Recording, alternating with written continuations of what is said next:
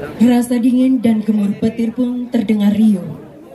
Hujan pun turun untuk memberikan kehidupan bagi alam. Begitu pula bagi si katak, hewan amfibi yang dapat hidup di dua tempat, di darat dan di air tawar.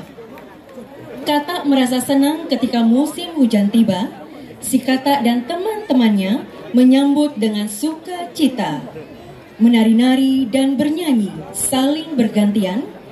Kegembiraan akan turunnya hujan pun mereka ungkapkan dengan senang hati.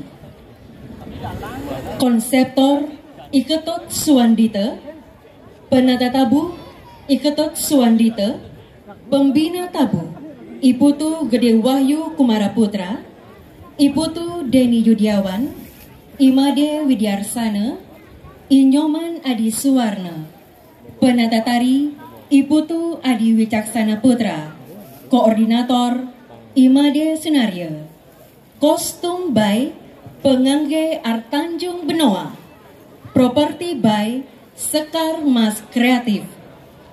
Hadirin, kita saksikan bersama tari kreasi Katak Ngongkek, persembahan dari Gong Kebiar Anak-anak Sekegong Buana Suara Murti, Duta Kota Denpasar. Selamat menyaksikan.